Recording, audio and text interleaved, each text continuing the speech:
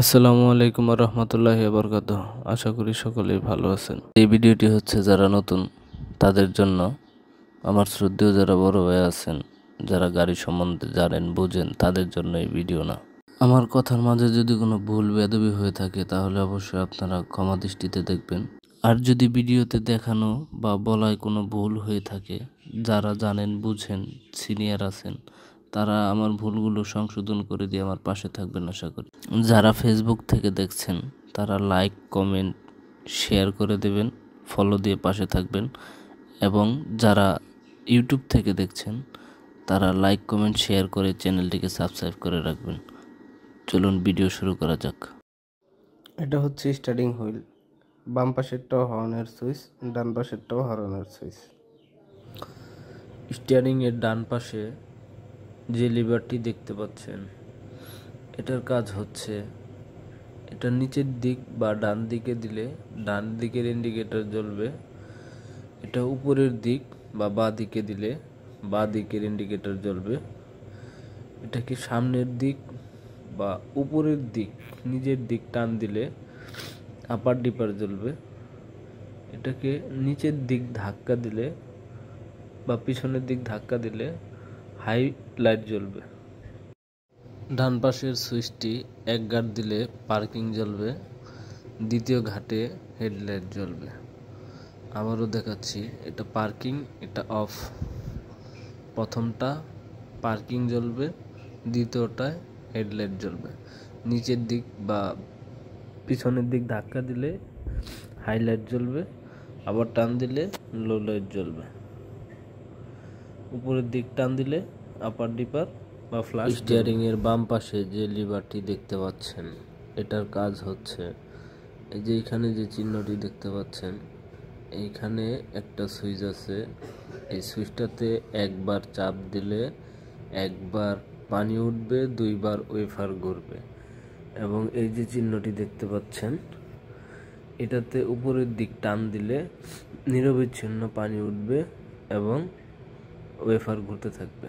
নিচের দিক দিলে কিছুক্ষণ পর পর একবার করে ওয়েফার ঘুরবে।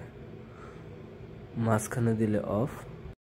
এক ঘাট উপরে দিলে মিডিয়ামভাবে ঘুরবে, দুই ঘাট উপরে দিলে হাই স্পিডে ঘুরবে। এক ঘাট দিলে মিডিয়ামভাবে ঘুরবে, মাঝখানে অফ। এই সুইচ দিয়ে বাড়িয়ে কমিয়ে নিচের ঘাটের ওয়েফারের স্পিড কম বেশি করা যায়। লাল যেই সুইচটি দেখতে পাচ্ছেন ত্রিভুজ চিহ্ন আকৃতির, এটাকে একবার চাপ দিলে সামনে পিছনে চারোটা লাইট একসাথে জ্বলবে, এটাকে ইমার্জেন্সি লাইট বলে। এটাকে দ্বিতীয়বার চাপ দিলে এই ইমার্জেন্সি লাইটটি অফ হয়ে যাবে। দেখতে পাচ্ছেন চাবির ঘাট, আমার হাতে চাবি।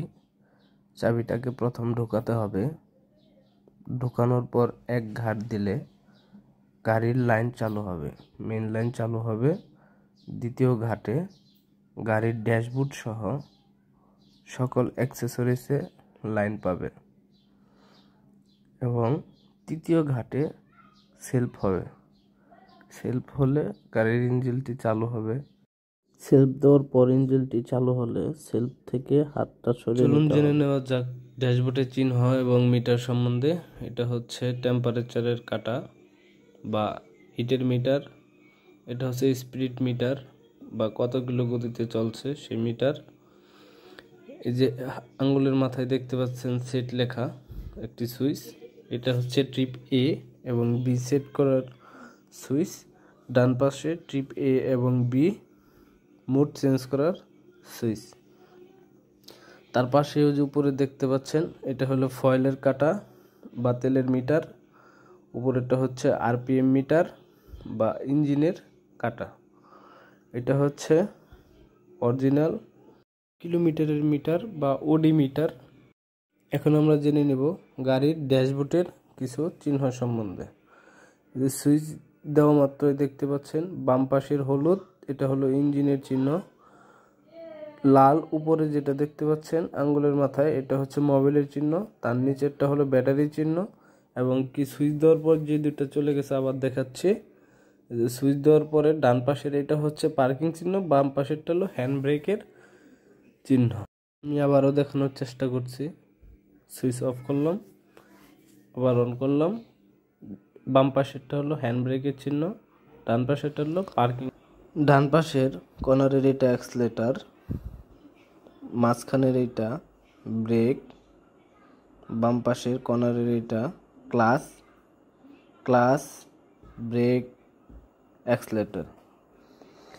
অ্যাক্সিলারেটরের কাজ হচ্ছে ইঞ্জিনের শক্তি দেওয়া এবং গাড়ির গতি বৃদ্ধি কাজে ব্যবহার করা হয়। ব্রেকের কাজ হচ্ছে গাড়িকে নিয়ন্ত্রণ করা বা থামানো হয়। ক্লাচের কাজ হচ্ছে ক্লাচ চাপ দিয়ে গিয়ার পরিবর্তন করা হয়। এটা হচ্ছে হ্যান্ড ব্রেক।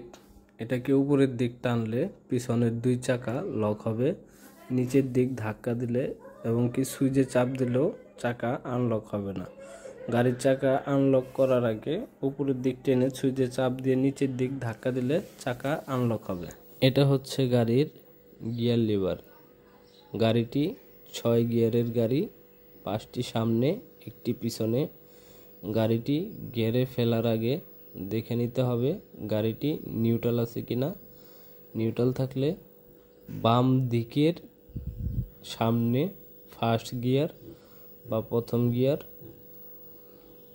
নিউট্রাল করে, বাম দিকের পেছনে সেকেন্ড গিয়ার বা দ্বিতীয় গিয়ার নিউট্রাল করে সরাসরি সামনে থার্ড গিয়ার বা তৃতীয় গিয়ার নিউট্রাল করে সরাসরি পিছনে ফোর্থ গিয়ার বা চতুর্থ গিয়ার নিউট্রাল করে ডানের উপরে ফিফথ গিয়ার বা পঞ্চম গিয়ার নিউট্রাল করে ডান দিকে পেছন দিক বা নিচে রিভার্স গিয়ার বা ব্যাক গিয়ার।